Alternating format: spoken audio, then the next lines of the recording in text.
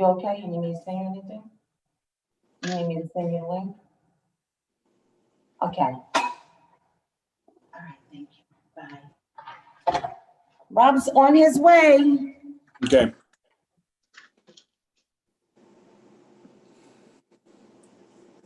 As soon as Jeff gets. All right, Chris, we're ready. Okay. Good afternoon, everyone.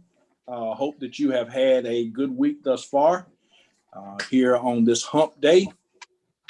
And welcome to the September Land Bank monthly meeting. Man, it's September. I mean, wow. Yeah. I mean, it's been a crazy year, but it's not a whole lot of year left. I guess all the decorations are out for Halloween and Thanksgiving, and Christmas is not far behind.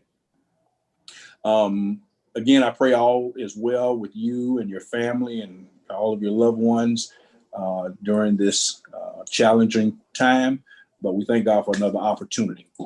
For those who are watching us on YouTube, we're going to do a quick introduction of the board and its members and the support folks. And as is our custom, I'll start, and I'm going to go to Lisa and Sean. My name is Chris Johnson. I'm the Chief Deputy Tax Commissioner for Richmond County and the Chairman of the Augusta, Georgia Land Bank. Lisa? My name is Lisa Williams. I'm the coordinator for the Augusta, Georgia Land Bank Authority. Sean? Sean Edwards, Executive Director, Augusta, Georgia Land Bank Authority. Ashley? Ashley Neville, Tax Commissioner's Office. Charles? Charles Williams, Tax Commissioner's Office. John? John Manton, Attorney for the Land Bank. Alvino? Alvino Ross, Chief Appraiser, Board of Tax Assessors, member of the Land Bank. Jarvis? Jarvis Sims, Interim Administrator, member of Land Bank. Rob? Rob Sherman, Planning and Development Department, and a member of the Land Bank. Karen? Karen Gordon, Garden City Jazz Land Bank Board member. And Lauren? Lauren Dallas, Executive Director of Augusta Tomorrow, and Land Bank Board member. All right, great. So we'll get started. Our first agenda item is the review of the meeting minutes from August 19th. Lisa sent those out. Hopefully you've had a chance to review those. If not, you can take a moment or two and look those over. And when ready, I'll take a motion from the floor to accept.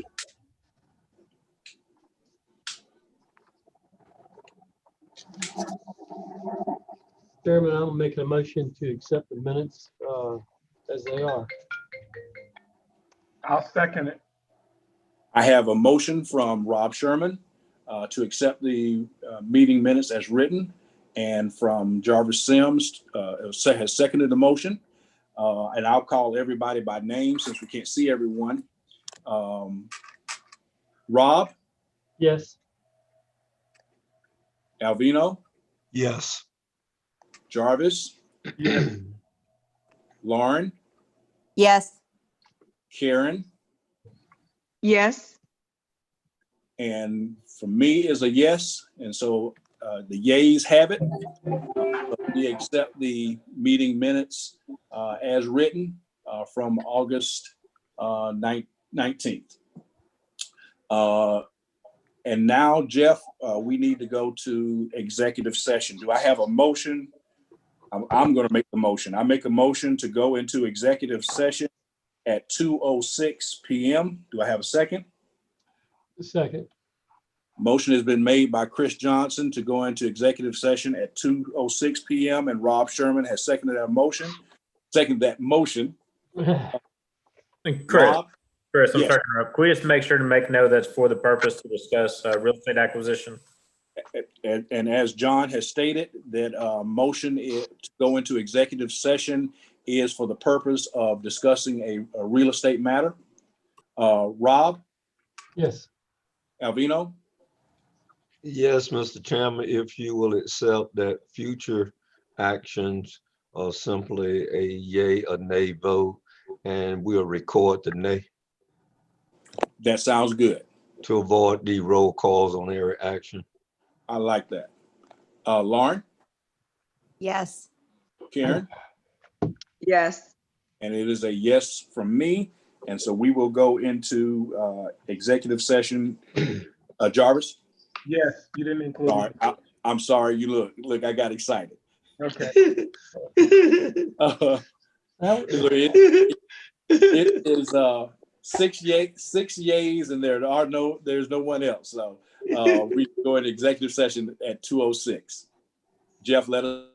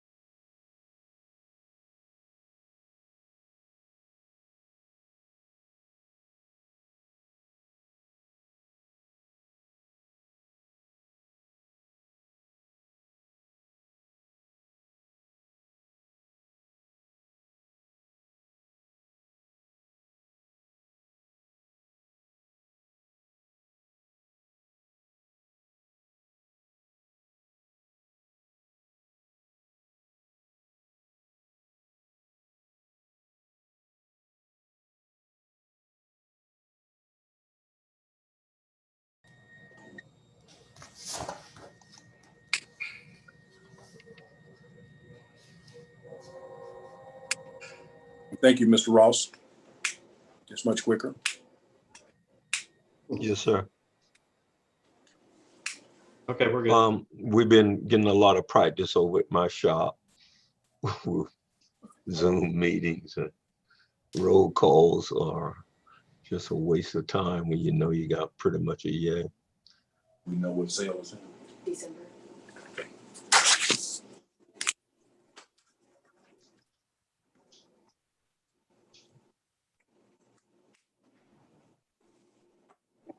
Everybody back? All right, I make a motion to, John, I still need to make a motion, go back in the normal session, is that correct? Yes. I make a motion to go into regular session at 2:23 p.m. Do I have a second? Second.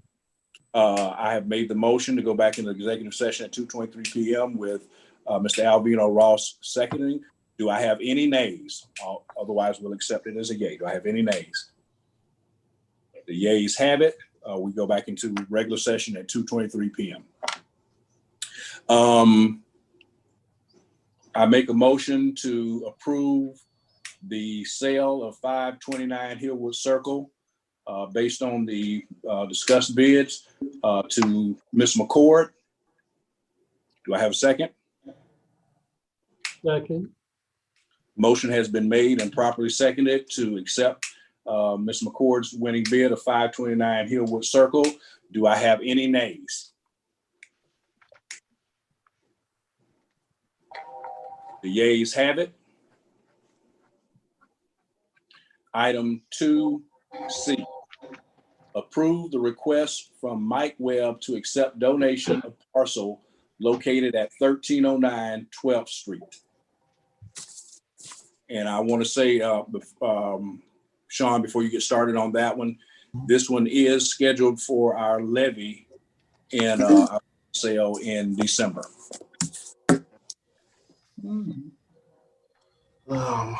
Jeff, can I pull video? Can you give me host to pull and share my screen? Yes, hang on a second. All right, you good.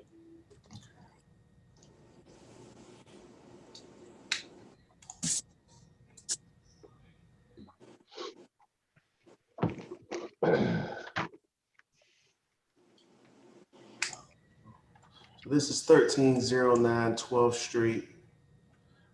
As Mr. Chairman said, Mr. Mike Webb contacted us about donating the property for the purpose of kind of knowing where we are. Here's Laney Walker Boulevard, of course, 12th running this way. There's Laney Stadium, so you know where you are in proximity to the property itself. The land bank currently owns 1307 and has had conversation with the property owner, Mr. Trotty, here at 1208 Florence. This is the old eatery. Mr. Trotty is interested in trying to, one, get compliant with the structure that he has here on that same parcel, but is interested in taking the apartment units he has above his restaurant and expanding that. So he's been having some conversation with us about potentially purchasing 1307. That parcel was landlocked between two private property owners. There's no way for us to do anything with it.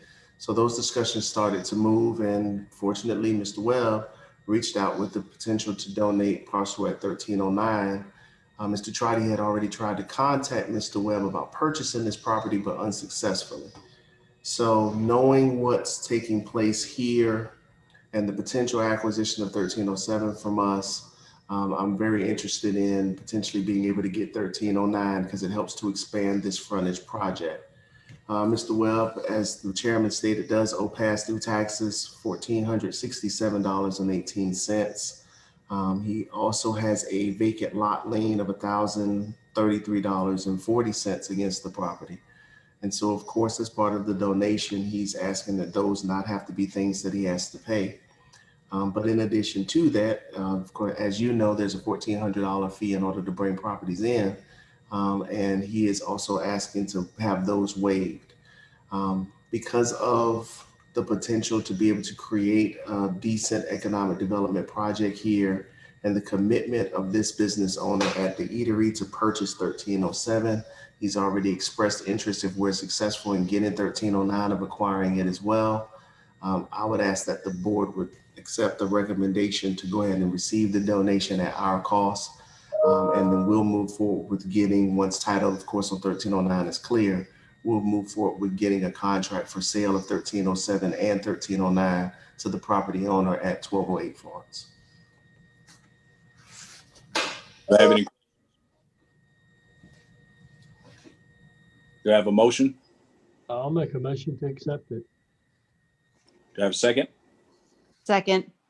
Motion has been made and properly seconded by Lauren Dallas. It was made by Rob Sherman and seconded by Lauren Dallas to accept the donation from Mr. Mike Webb with the land bank accepting the applicable costs associated with it. All in favor? Do I have any nays? Any nays? I have no nays, so the yays have it. So we will accept that property at 1309 12th Street.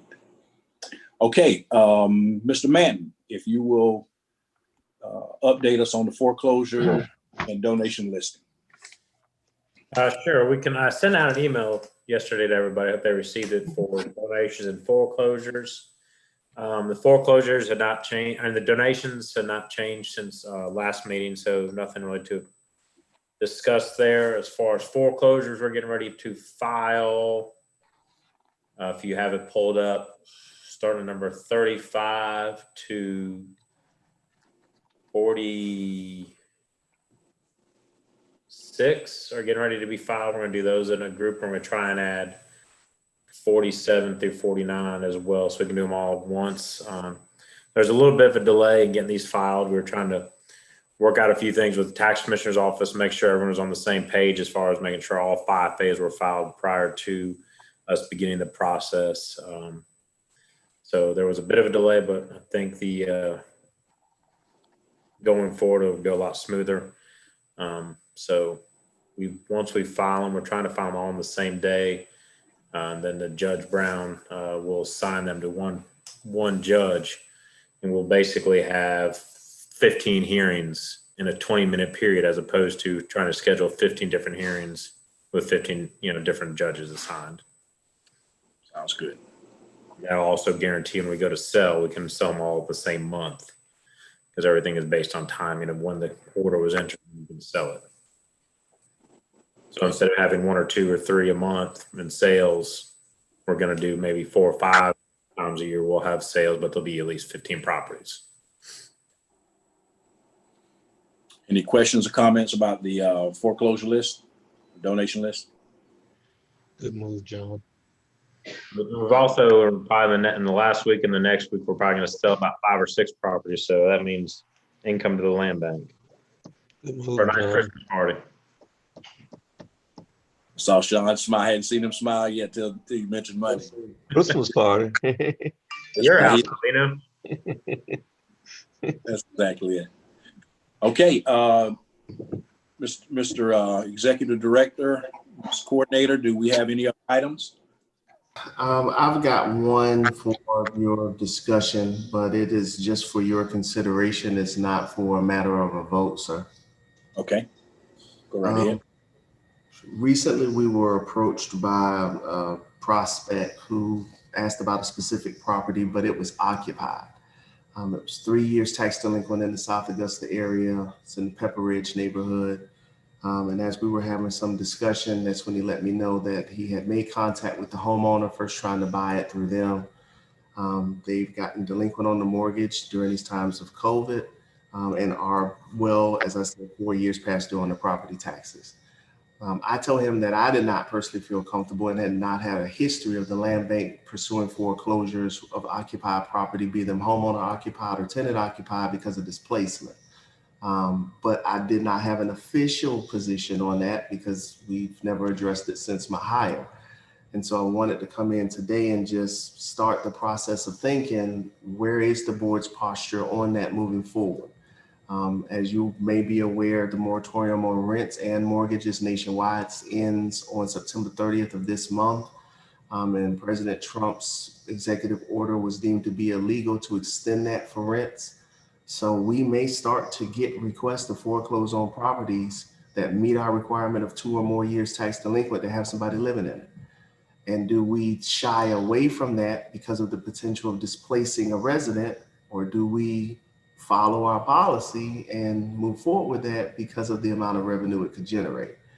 Again, personally, I don't like it. But if the opinion of the board is no, we're not going to do it, then I need to make a revision to your policies and present that to you real soon, because 45 days after October 1st, banks are going to start putting foreclosure notices in the paper. And if Sean, somebody, yes, sir. I'm sorry, Sean. Tell me the issue again. Tell me the question again. Say the question again. So the question is, is, yes, sir. So the question is, would we pursue foreclosing on a house that is occupied? This particular one was homeowner occupied, but it may be tenant occupied. It meets the requirement, it's tax delinquent, it's a property that the investor is willing to pay full price on, but you're gonna put somebody out if we get the foreclosure done. Do we displace the foreclose?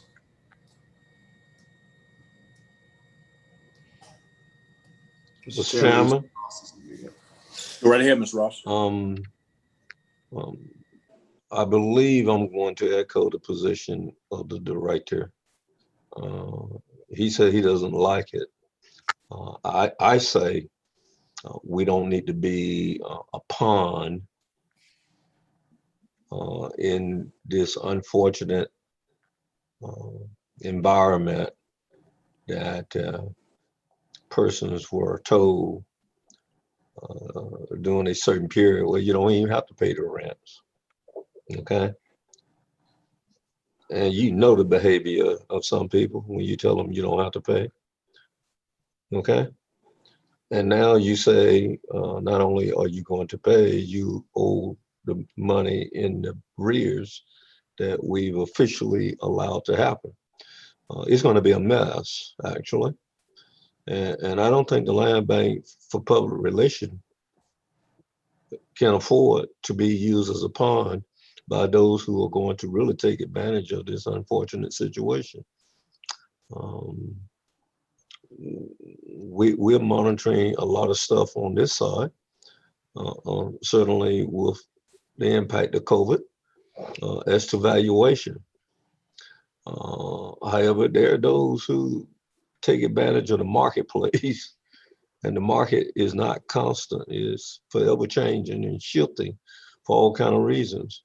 I just don't think as a governmental agency and what our purpose or design for should allow us to be used as pawns in the middle of what is going to turn into a very interesting movement of real estate. So let me ask this question. I'm first of all, let me say that I certainly agree with that sentiment, but let me ask this question. Do we always know whether or not there's a tenant in the properties that we pursue? I'm asking. I think the director should answer that one. Yes, sir, and that's why I unmuted. So when a request comes in, we do go to view the property. Okay. And so we feel confident that what we've done in the past, we've not put anyone out in the past with the actions that we've taken in the past, correct? Not with anyone, and let me get some clarity. One example that's an outlier. Not with anyone that has a formally written position. You can't account for the squatter because you may not see the squatter. But a property owner or a tenant with a lease, no. Correct. Okay. So let me ask this portion of the question, and I'll get to you, Mr. Sims. Because my only concern is making a blanket when there may be a situation where we may want to do it, not to put the person out, but what if we want to get the property and keep the tenant? What if there's a situation where we acquire the property and either we have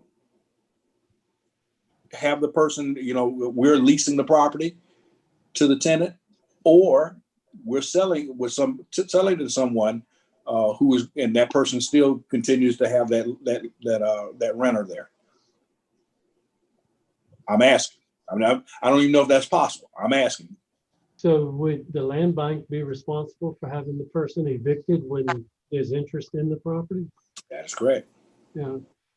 Yeah, I agree myself with what Alvina and I think where Sean was coming from, that I'd rather not be pursuing properties that are occupied.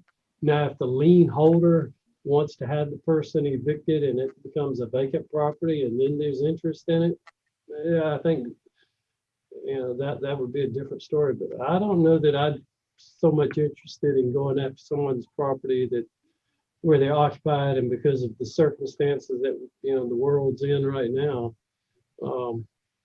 Yeah, I don't think that's a good position to be in. Mr. Administrator? I agree. And the only thing I was asking was about, do we check for utilities if we are looking at if the property is occupied or something like that, current utilities?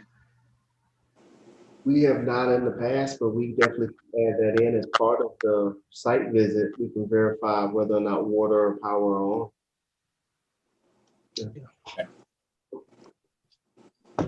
Anybody else have a comment? John, you have a comment? Lauren? I have a question. Karen has a question. Is there, I'm with you 100% about really not placing any additional hardship on people who are just trying to live. But I'm wondering if there's a way that we as a city, as a land bank can provide some guidance and some leadership and getting out in front of this.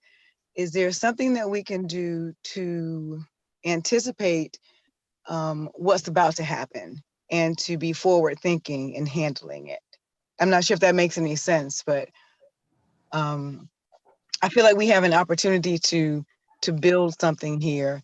I'm not sure if, I don't know how, but I feel like it's possible. Well, let me say this. I can't say what it's going to look like in Augusta. I do feel quite confident in saying nationally, within the next 3 months, this is going to be a real devastating situation, not only for the renters, but also for those who are renting the properties. I mean, these eviction notices are coming due. And they've got not only what's past due, but what's in front. And if you're not working, what are you going to do? As far as getting in front of it, if we're talking financially, obviously the land bank is not in a situation to be able to financially support anyone who's in arrears. We just don't have those kind of funds. And I certainly would not even attempt, Mr. Administrator, to try to speak on behalf of the city. And certainly if there's something if you want to comment from a city standpoint, please do so.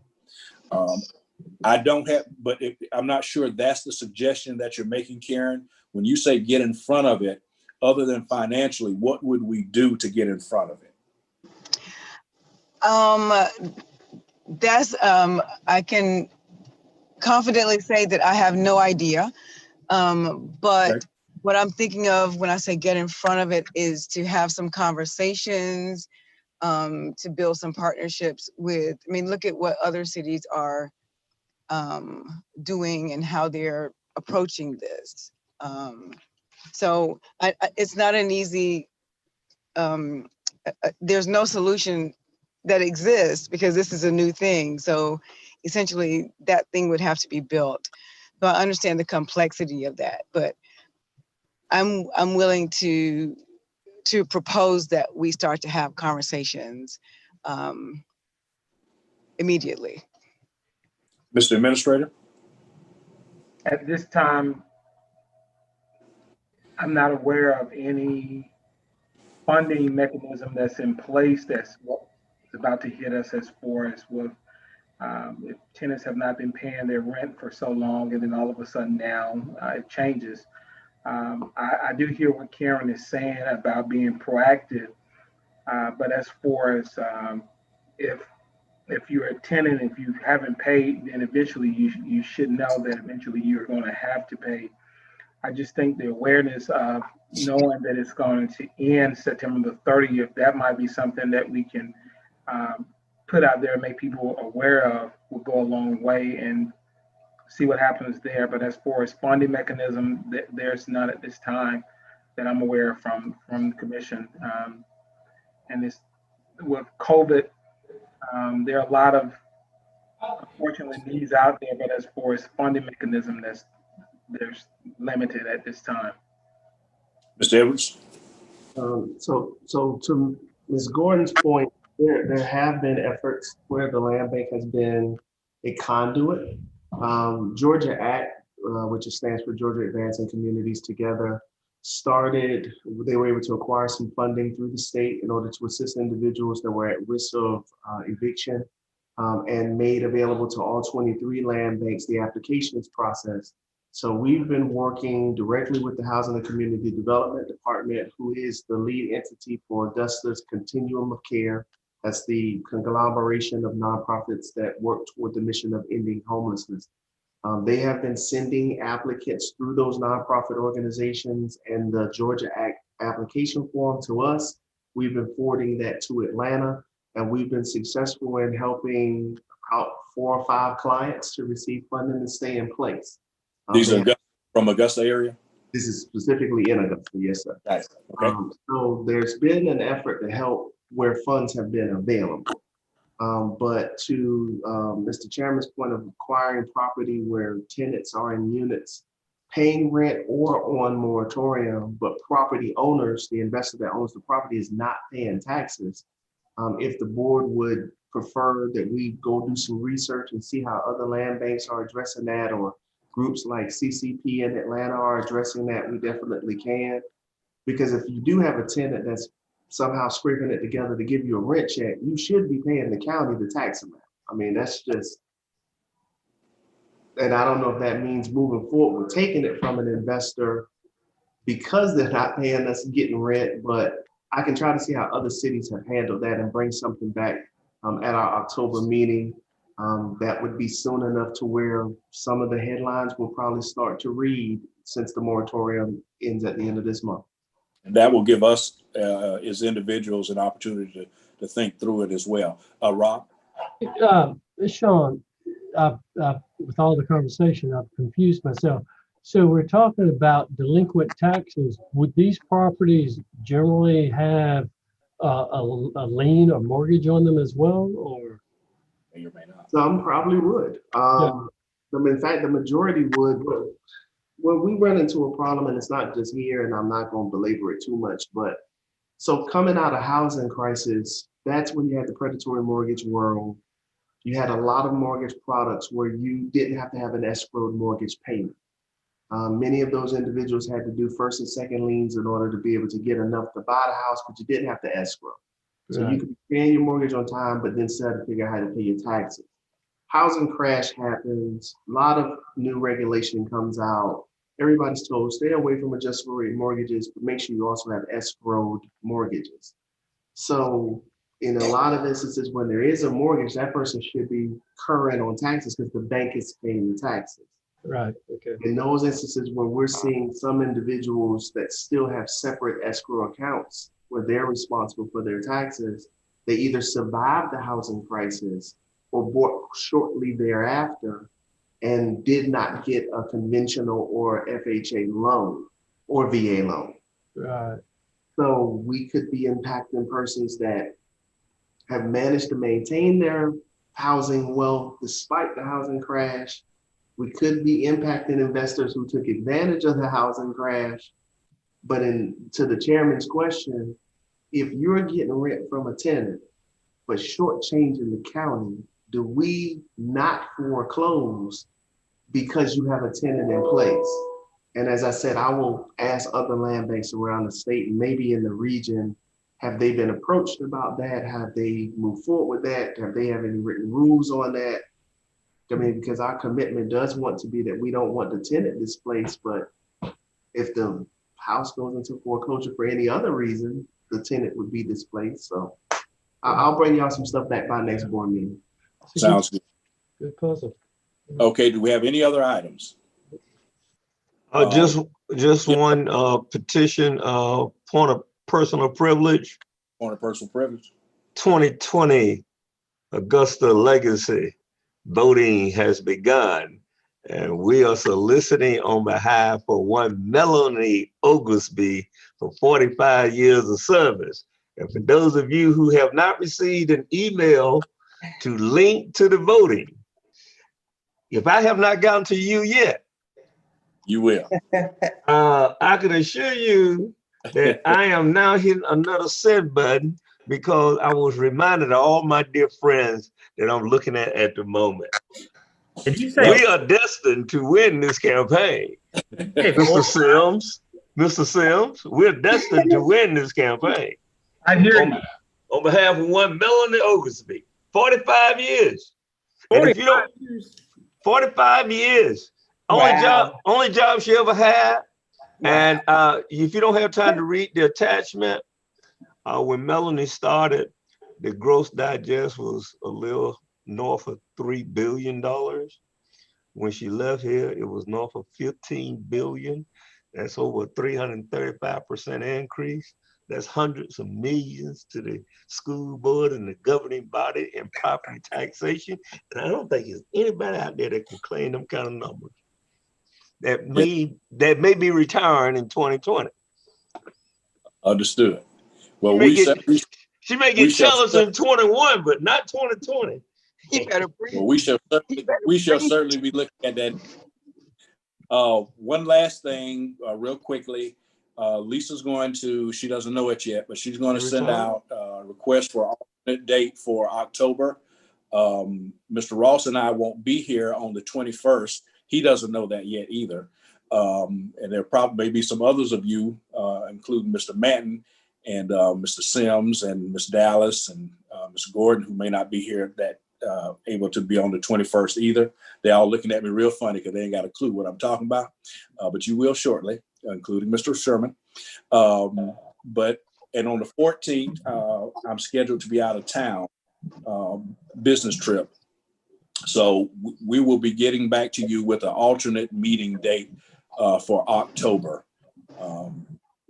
Lisa, once she has had a chance to talk to Sean and I, will be getting back with you on an alternate date. Exactly. And if there's nothing else, meeting is adjourned. And you, ladies and gentlemen, enjoy the remainder of your week. Thank you. Thank you so much. Thank you.